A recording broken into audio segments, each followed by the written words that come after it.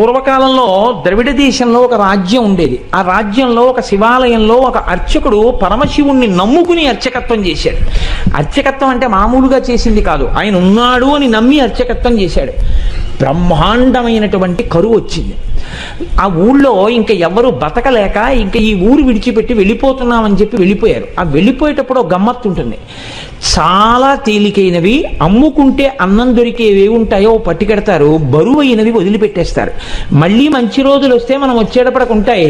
ఇక మంచి రోజులు రాకపోతే ఈ ఊరికి మనకి బాంధవ్యం తీరిపోయిందని వెళ్ళిపోతారు.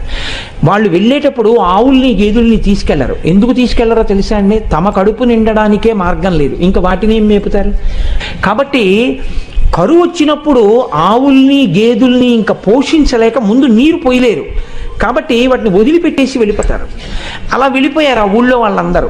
ఈ శివాలయంలో అర్చకుడు అన్నారు, నువ్వు కూడా వచ్చేసేయి మాతో అన్నారు. అంటే ఆయన అన్నాడు, నేను వెళ్ళిపోతే శివుడికి అన్నం ఎవరు పెడతారన్నాడు. ఇది భక్తి అంటే. అందరూ వదిలిపెట్టేశారు ఊరు. ఈయన వదిలిపెట్టేయచ్చు, కానీ ఈయన బతకడం కాదు, ఆ గుళ్ళో శివుడు బతకాలి. అందరినీ బతికించేవాడు అందరినీ ఊరి నుంచి పంపించేస్తున్నాడు, వాడికి దయలేనప్పుడు నేను ఎందుకు ఉండాలనాలి. ఆయన అలా అనలేదు, వాడికి నేను అన్నం పెట్టాలన్నాడు. ఇదే భక్తి అండి అని ఉండిపోయాడు. అందరూ వెళ్ళిపోయారు. ఈయన ఊరు మొత్తం మీద ఒక్కడే ఉండడం అంటే మీరు ఆలోచించండి ఎలా ఉంటుందో. ఇప్పుడు పక్కింటికి వెళ్ళి అడుగుదామంటే కూడా ఎవరు లేడు, మాట్లాడడానికి కూడా ఎవడో ఉండడు. ఎవరున్నారు? శివుడే ఉన్నాడు అంతే, నమ్ముకున్నవాడు. ఆయనకే చెప్తున్నాడు, అందరూ వెళ్ళిపోయారయ్యా, నేను ఒక్కడనే ఉన్నాను, నీకోసమే ఉన్నాను. నేను వెళ్ళిపోతే నీకు ఇంత ముద్దెట్టేవాడు లేడు, ఇంత ముద్దెడదామని ఉన్నాను. నాకు దొరికితే నీకు సగం పెడతాను, నాకు దొరకడం మానేసింది అనుకో, ఇద్దరం పస్తుందాం అని చెప్పాడు. శివుడి మనసు కదిలిపోయింది ఈ భక్తికి. ఇదండి భక్తి అంటే. నేను అందుకే తరచూ ఒక మాట చెప్తా, భక్తి అంటే మనసు విప్పి భగవంతునితో మాట్లాడుట. ఓ స్తోత్రాలు చదివేయడమును ఇలా ఇలా ఇలా ఇలా ఇలా యాక్షన్ 500లు భక్తి అనరు. మనసు విప్పి భగవంతుడితో ఉన్నదున్నట్టు నిలబడి నిజాయితీగా ఉండుట, దానికి భక్తి అని పేరు. నిరంతరానుసంధానము ఈశ్వరుడితో. అది తైలధార పాత్రలోంచి పాత్రలోకి పడ్డట్టు పడుతూనే ఉండాలి. కాబట్టి చూడండి, ఇప్పుడు కదిలింది ఈశ్వరుడి గుండె. ఆయన అన్నాడు, ఒరే నువ్వు అక్కడివి నా కోసం ఉండిపోయావు, ఫోన్లో పనిచేయి, నీకు చాలా డబ్బు వచ్చే మార్గం ఒకటి చెప్తాను. నేను ఒక శ్లోకం ఒకటి రాసిస్తాను. ఈ రాజ్యానికి ఉన్నటువంటి ప్రభువు చాలా సాహిత్యమునందు మక్కువ కలిగినటువంటి వాడు. కాబట్టి ఆయన నువ్వు పట్టుకెళ్ళి ఈ శ్లోకం చెప్తే చాలా సంతోషించి నీకు కానుకలు ఇస్తాడు. నువ్వు ఆ కానుకలు తెచ్చుకుని దానితో నువ్వు బతుకు, నాకు నైవేద్యం పెట్టు అన్నాడు. అంటే అలాగే అంగీకరించి ఆ గుడిలో ఉండేటటువంటి అర్చకుడు ప్రభువు దగ్గరికి వెళ్ళాడు. వెళ్ళి పరమశివుడు రాసి ఇచ్చినటువంటి పత్రాన్ని తీసి ఆ పద్యాన్ని చదివాడు. సింధుర రాజగమనాద్ధమ్మిల్ల బంధంబు సహజ సుగంధంబు. అందులో ఉంది, పార్వతీదేవి యొక్క కేశపాశము సహజమైనటువంటి సువాసనతో కూడి ఉంటుంది. సింధుర రాజగమనాథమ్మిల్ల బంధంబు సహజ సుగంధమ్ము. సింధుర రాజగమన అంటే ఏనుగు ఎలా నడుస్తుందో అటువంటి ఏనుగు యొక్క నడక వంటి అందమైన నడక కలిగినటువంటి పార్వతీదేవి యొక్క కేశపాశము సహజమైన సుగంధము కలిగినది. ఆ రాజు యొక్క ఆస్థానంలో ఆస్థానకవి ఒక ఆయన ఉండేవాడు, నత్కీరుడు అని ఆయన పేరు. ఆ నత్కీరుడు అక్కడ కూర్చుని ఉండగా ఈయన వెళ్ళి ఆ పద్యం చదివాడు. చదివితే ప్రభువు సంతోషించబోయాడు. నత్కీరుడు లేచి అన్నాడు, తప్పిది చెప్పరాదు కవితా సమయంబున నొప్పు కాదు, నీవిప్పగిదిన్ రచయింపవచ్చునే అన విప్రుడు తెల్లబోయి, నాక పరమేశ్వరుండు ఈ వసుధాదిపుపై రచయించి ఇచ్చగాని ఏ ఒప్పును తప్పునేనరుగా ఉత్తములారయటం సుక్రమరన్. కాళహస్తీశ్వర మహాత్యంలో ధూర్జటి ప్రణీతం ఇది. ఆయన అన్నాడు, అయ్యయ్యో తప్పిది చెప్పరాదు.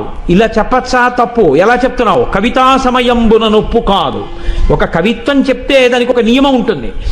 ఏది సహజంగా ఉంటుందో అది చెప్పాలి. అసహజమైన విషయం రావడం, వెంట్రుకలకి సువాసన ఉండడం ఏంట్రా? ఎలా రాసుకొచ్చావు? కవితా సమయంబున నొప్పు కాదు, నీవప్పగిదిని రచయింపవచ్చునే, నువ్వు ఇలా రచనలు చెయ్యొచ్చా అని అడిగాడు నత్తీరుడు లేచి. పాపం ఆయన శివాలయంలో అర్చకుడు, పాపం కవిత్వం రాదు. నత్తీరుడంతటి వాడు లేచి గద్దించేటప్పటికీ హడిలిపోయాడు. హడిలిపోయి నమస్కారం చేసి కాళ్ళ మీద పడిపోయి అన్నాడు, ఆ పరమేశ్వరుండు ఈ వసుధాదిపుపై రచించి ఇచ్చే కాని ఏ ఒప్పును తప్పు నేనురుగా ఓ ఉత్తములారయటన్సు క్రమరన్. ఓ ఉత్తములారా, నేనేమీ రచించలేదు, నాకు తెలియదు. అన్నం లేదని ఏడుస్తుంటే ఉంటే నీకు పెడతా, లేకపోతే లేదయ్యా శివయ్యా అన్నాను. అంటే నాకు రాసి ఇచ్చాడు. నేను ఈ రాజు మీద రాశానయ్యా వెళ్ళన్నాడు. డబ్బు ఇస్తాడన్నాడు. వచ్చాను, చదివాను, నేను రాయలేదు. ఈ తప్పు నాకు తెలియదు, నన్ను మన్నించండి, క్షమించండి, నేను వెళ్ళిపోతున్నాను అన్నాడు. పో అన్నాడు. తిరిగి వచ్చేసాడు. ఎక్కడికి వచ్చాడు? వెళ్ళిపోలేదు. అందరూ వదిలిపెట్టేస్తే నమ్ముకుని గుళ్ళో ఉన్నాను, నాకు దొరికితే నీకు పెడతానన్నాను. ఫోన్లే, మర్యాద చేయకపోతే పీడాపోయేది, అవమానం చేయించాడు ఇలాంటి పద్యం రాసిచ్చి అని. ఇక గుడికి వెళ్ళడం మానలేదు, మళ్ళీ ఊరెళ్ళాడు. వెళ్ళి చాలా మనసులో కోపం. అమ్మ దెబ్బలాడుతూ సున్నిపిండితోటి నలుగు పెట్టేటప్పుడు ఉండేటటువంటి ప్రక్రియ మీరు ఎప్పుడైనా చూస్తే చాలా గమ్మత్తుగా ఉంటుంది. పిల్లాడు బిక్క మొహం వేసి ఎక్కడ గిల్లేస్తుందో భయం. వాడు ఇలా చేతులు ఇచ్చి ఇలా ఉంటాడు, అమ్మ వంక చూస్తూ.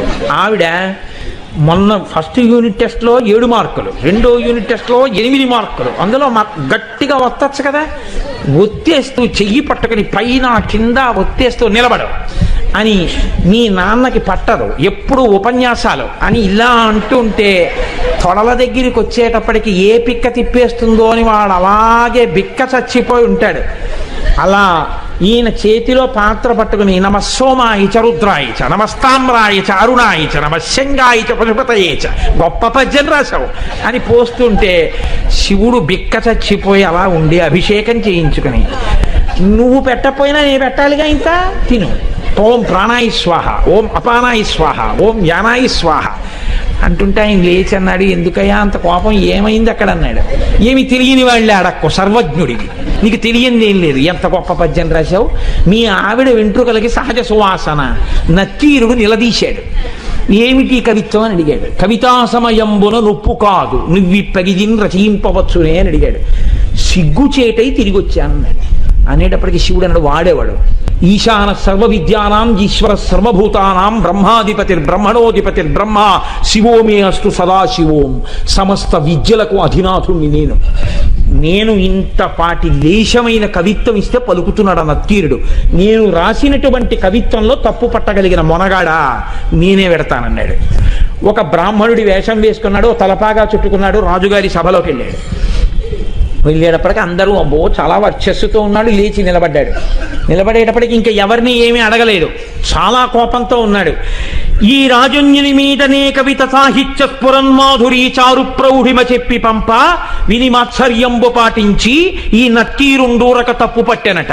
ఏది లక్షణమో అలంకారమో పదబంధమో రసమో చక్కని చెప్పుడా తప్పనన్. శివుడు నిలదీశాడు, ఎరా నేను ఈ రాజన్యుని మీదనే కవిత సాహిత్య స్ఫురన్మాధురి చెప్పి పంప అద్భుతమైనటువంటి పద్యం ఒకటి నేను రాసి పంపించాను. ఈ నత్తీరుండు మాత్సర్యంబు పాటించి ఊరక తప్పు పట్టానట. అవతలవాడు పద్యం రాయడం ఏమిటి, నేను మెచ్చుకోవడం ఏమిటని కేవలం అసూయతో నత్తీరుడు తప్పట్టుకున్నాడు పద్యంలో. ఏది పద్యంలో తప్పెక్కడుంది చెప్పమనండి. లక్షణమో, ఏం పద్యంలో లక్షణంలో తప్పుందా? అలంకారమో, అలంకారం తప్ప. పదబంధమో, పదములు బంధం వేయడం తప్పొచ్చిందా? రసమో, రసభంగం అయిందా? చక్కని చెప్పుడా తప్పనం, ఏది తప్పు చెప్పు అన్నాడు. రాజు తెల్లబోయి ఈ కూడా ఎప్పటిది ఎప్పుడు అయిపోయింది, ఇప్పుడు ఇక మన ఈయనెవరో వచ్చాడు అని. ఆయన వెళ్ళిపోయాడు కదా అర్చకుడు, ఈయనెవరో వచ్చాడు. ఓహో కవిత్వం రాసిన వాడు ఈయనేమో. శివుడు అన్నాడే, మరి ఈయనేమిటి ఇలా ఉన్నాడు అనుకున్నాడు. ఈలోగా నత్తీరుడు గభాలను లేచాడు, తన పేరు కదా ఎత్తాడు. అందుకని నత్తీరుడు లేచాడన్నాడు, అగజకునైనం తగు ఇలా మగువులకు తగదు మాను మాత్సర్యమింకన్ గగన ప్రసూనవాదము జగతిన్ ప్రత్యక్షమునకు సరియన తగునే. ఏమిటా నువ్వు మాట్లాడేది? కవిత్వం రాశావా? పద్యం రాసి పంపించావా? అగజకునైనం తగు. కొండకు పుట్టినటువంటి తల్లి కాబట్టి ఎత్తి పొడిచాడు. కొండల ఆవిడ పార్వతీదేవి కాబట్టి ఏమో ఆవిడ వెంట్రుకలకి సువాసన ఉందేమో. ఇలా మగువులకు తగదు, భూమి మీద ఏ ఆడదాని జుత్తు సువాసనతో ఉండదు. గగన ప్రసూనవాదము, ఆకాశంలో పువ్వు ఉందంటే ఎవడైనా నమ్ముతాడు? కనబడుతుందా ఎవరికైనా? ఎవడైనా అనుభవించింది ఉంటే చెప్పు, మేమెవరం చూడలేదు వాసన. నువ్వేదో రాసి పార్వతీదేవి కేశపాశం అంతా చాలా సహజ సుగంధంగా ఉంటుంది అంటే ఎలా ఒప్పుకుంటాం? ఇది ప్రత్యక్షమునకు సరియన తగునే, మా కంటితో చూసింది అని సత్యమని మేము అంగీకరిస్తామా? అంగీకరించాం. ఏమిటి తప్ప అని 10 మాటలు అడుగుతాయంటే అందరి తప్పే అన్నాడు. అనేటప్పటికీ శంకరుడు అన్నాడు, పార్వతీదేవి కేశపాశమునకు సహజ సుగంధముందో లేదో చెప్పగలిగిన వాడెవరు? ఒక్క శంకరుడు. నేను చూస్తాను కాబట్టి ఆ కేశపాశం యొక్క వాసన, కాబట్టి నేనే రాసింది, నేను చూసిన వాడిని. నేను చూసి సహజ సుగంధం ఉందని చెప్పినా నువ్వు నమ్మవా? నేను శివుణ్ణి అని చెప్పడం కోసం ఒక్క నత్తీరుడికి కనపడేటట్టుగా నీలగ్రీవుండు నిటల నేత్రము చూపాను. నీలగ్రీవుడు నల్లని కంఠమున్నవాడు, హాలాహలాన్ని భక్షించినవాడు, అంత ఓర్పున్నవాడు, లోకములను రక్షించగలిగినవాడు. వీడికి నేను చెప్పింది నిజమే అని చెప్పాలని పరమశివుణ్ణి నేను అబద్ధం చెప్పవలసిన అవసరం లేదు. ఆమె నా భార్య. నేను నిరంతరం వాసన చూసిన కేశపాశం అది.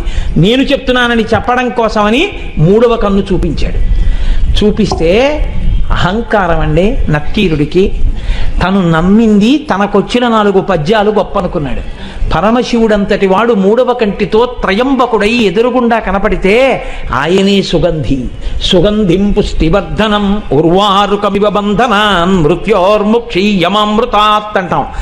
ఒక్కసారి మహాదేవుడి కాళ్ళ మీద పడితే ఏ స్థితిని పొంది ఉండేవాడో ఆయన అన్నాడు, తల చుట్టువార కన్నులు కలిగిన పద్యంబు తప్పు కాదనవశమే, వలదిచ్చట నీ మాయా విలసనములు పనికిరావు విడువమటన్నాను.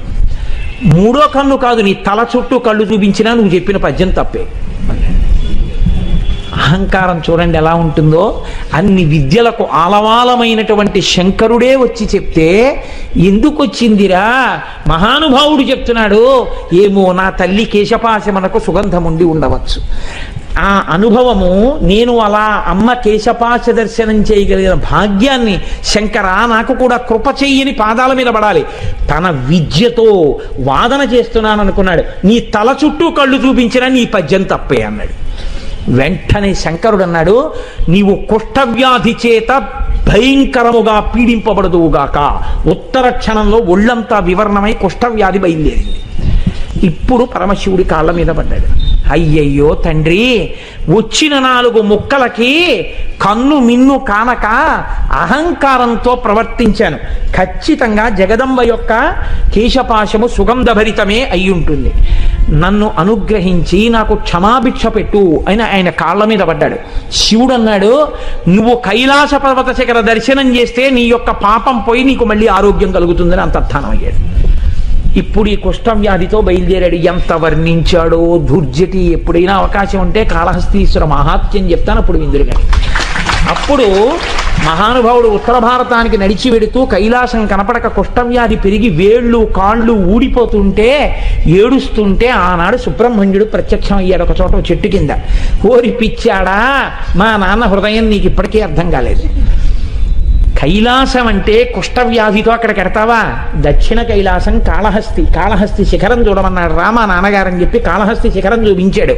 వెంటనే కుష్ఠవ్యాధి పోయింది. అప్పుడు అక్కడే ఉన్నటువంటి పాతాళగంగలో సరోవరంలో స్నానం చేసి శంకరుడి మీద ద్రవిడ భాషలో ఆయన బ్రహ్మాండమైనటువంటి కావ్యరచన చేశాడు. కాబట్టి అమ్మవారి యొక్క కేశపాశమునకు సహజమైనటువంటి సుగంధం ఉంటుంది అని చెప్పి పెద్దలైనటువంటి వారు ధ్యానమునందు అనుభవించారు.